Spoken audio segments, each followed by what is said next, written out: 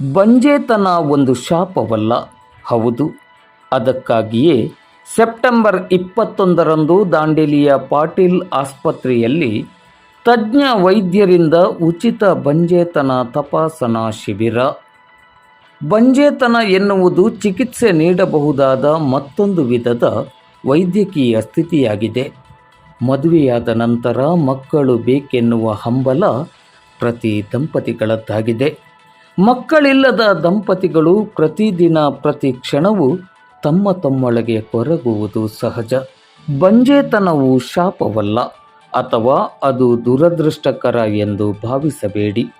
ನಿಮ್ಮಲ್ಲಿ ಯಾರಾದರೂ 1 ವರ್ಷಕ್ಕಿಂತ ಹೆಚ್ಚಿನ ಸಮಯದಿಂದ ಗರ್ಭಧರಿಸಲು ಪ್ರಯತ್ನಿಸುತ್ತಿದ್ದರೆ, ಅನೇಕ ಬಾರಿ ಗರ್ಭಪಾತವಾಗಿದ್ದರೆ, IVF ವೈಫಲ್ಯತೆ ಹೊಂದಿದ್ದರೆ, ವರದಿಗಳು ಸಾಮಾನ್ಯವಾಗಿದ್ದರೂ ಗರ್ಭಧರಿಸಲು ಅಸಾಧ್ಯವಾಗಿದ್ದರೆ, ವೀರ್ಯಾಣುಗಳ ಸಂಖ್ಯೆ ಕಡಿಮೆ ಇರುವುದು ಅಥವಾ ವೀರ್ಯಾಣು ಇಲ್ಲದಿರುವುದು, ಗರ್ಭಾಶಯದ ಫೈಬ್ರಾಯ್ಡ್ ನಂತಹ ಸಮಸ್ಯೆ ಇದ್ದರೆ ಅಂಥವರು ಇನ್ನು ಚಿಂತಿಸುವ ಅಗತ್ಯವಿಲ್ಲ.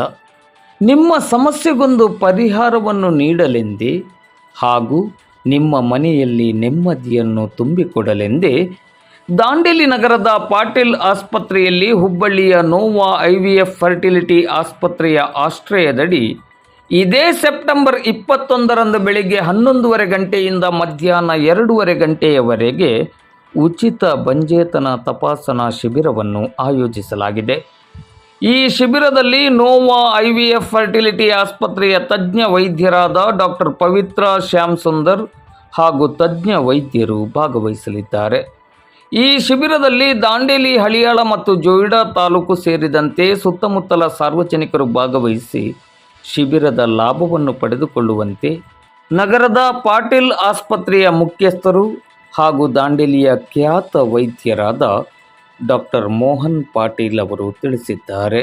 ಇದೇ ವರ್ಷ ಫೆಬ್ರವರಿ ತಿಂಗಳಲ್ಲಿ ಪಾಟೀಲ್ ಆಸ್ಪತ್ರೆಯಲ್ಲಿ ಹುಬ್ಬಳ್ಳಿಯ ನೋವಾ IVF ಫರ್ಟಿಲಿಟಿ ಆಸ್ಪತ್ರೆಯ ಆಶ್ರಯದಡಿ ನಡೆದ ಉಚಿತ ಬಂಜೇತನ ತಪಾಸಣಾ ಶಿಬಿರದಲ್ಲಿ ಭಾಗವಹಿಸಿದ್ದ ಸಾಕಷ್ಟು ಸಂಖ್ಯೆಯ ದಂಪತಿಗಳ ಸಮಸ್ಯೆ ಪರಿಹಾರವಾಗಿರುವುದನ್ನು ಇಲ್ಲಿ ಸ್ಮರಿಸಿಕೊಳ್ಳಬಹುದು.